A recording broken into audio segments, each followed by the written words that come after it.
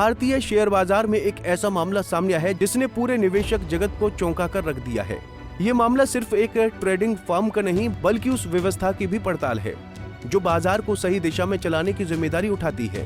दुनिया की सबसे बड़ी ट्रेडिंग फर्म में से एक जैन स्ट्रीट ग्रुप अब सेबी यानी भारतीय प्रतिभूति और विनिमय बोर्ड के निशाने पर है। आरोप ये है कि इस विदेशी कंपनी ने भारतीय बाजार में नियमों की धज्जियां उड़ाकर हजारों करोड़ रुपए का मुनाफा कमाया और बाजार की पारदर्शिता पर कई सारे सवाल खड़े किए। जैन स्ट्रीट ग्रुप की शुरुआत साल 2000 में न्यूयॉर्क में हुई थी। इसे कुछ तेज तर्रार ट्रेडर्स और तकनीकी विशेषज्ञों ने मिलकर शुरू किया था। आज इस कंपनी की पहुंच 45 से ज्यादा देशों में है और इसके पास 2600 से अधिक कर्मचारी हैं। ये फर्म एक्सचेंज ट्रेडेड फंड्स यानी ETF में महारत रखती है। इसके अलावा इक्विटी बॉन्ड और ऑप्शंस बाजार में भी इसका कारोबार फैला हुआ है। कंपनी का दावा है कि वो डेटा एनालिसिस और टेक्नोलॉजी के दम पर स्मार्ट ट्रेडिंग करती है, लेकिन सेबी की जांच कुछ और ही कहानी बयां कर रही है। सेबी के अनुसार जैन स्ट्रीट ने भारतीय बाजार में एक खास रणनीति अपनाकर भारी मुनाफा कमाया है। इस रणनीति का नाम था इंट्राडे इंडेक्स मैनिपुलेशन। इसमें कंपनी ने एक ही दिन के भीतर अलग अलग सेगमेंट जैसे cash, equity, stock, futures, index futures और ऑप्शंस में ट्रेडिंग की। लेकिन इस ट्रेडिंग का मकसद बाजार में स्थिरता लाना नहीं बल्कि कीमतों को कृत्रिम तरीके से ऊपर नीचे करना था। सुबह के समय निफ्टी बैंक के स्टॉक्स और फ्यूचर्स को बड़ी मात्रा में खरीदा गया, जिससे इंडेक्स में तेजी आई। फिर दिन के आखिरी में उन्हीं शेयरों को बेच दिया गया, जिससे कीमतें गिर गईं और ऑप्शन में बड़ा मुनाफा हुआ। सेबी का दावा है कि जैन स्ट्रीट ने मार्किंग द क्लोज नाम की रणनीति का भी इस्तेमाल किया, जिसमें एक्सपायरी से ठीक पहले शेयरों की कीमतों को अपनी मर्जी से प्रभावित किया जाए।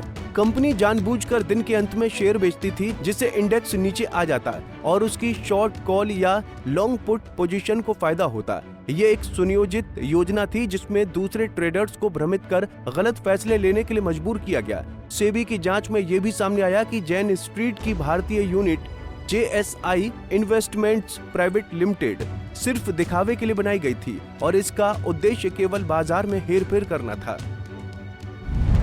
सेबी के अनुसार जैन स्ट्रीट ने भारतीय बाजार से कुल 36,502 करोड़ रुपए का मुनाफा कमाया, जिसमें से 32,681 करोड़ रुपए विदेशी पोर्टफोलियो निवेशकों के खाते में गए। ये मुनाफा इतनी बड़ी रकम है कि सेबी ने इसे गैर कानूनी करार देते हुए कंपनी पर कड़ी कार्रवाई की है।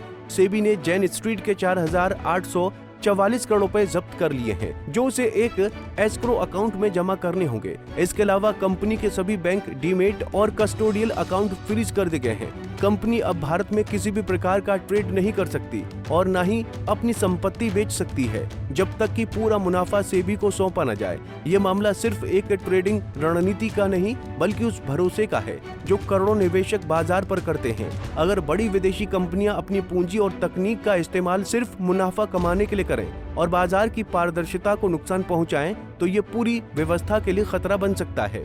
सेबी अब इस मामले में और गहराई से जांच करेगा और संभव है कि कई अन्य एक्सचेंजों और इंडेक्स में भी जैन स्ट्रीट की गतिविधियों की पड़ताल की जाए। कंपनी को सेबी के आदेश के खिलाफ 21 दिनों के भीतर जवाब देने का अधिकार है और वो व्यक्तिगत सुनवाई की मांग कर सकती है, लेकिन जब तक सभी पाबंदियां जारी रहेंगी, ये मामला दिखाता है कि अब भारतीय रेगुलेटरी संस्थाएं विदेशी निवेशकों के सामने झुकने को तैयार नहीं है। इससे ये संदेश भी गया है कि अगर कोई भी कंपनी बाजार की प्रकृति से खिलवाड़ करेगी तो उसके खिलाफ कड़ी कार्रवाई की जाएगी, चाहे वो कितनी ही बड़ी क्यों न हो। Bureau report, Punjab Kesari TV.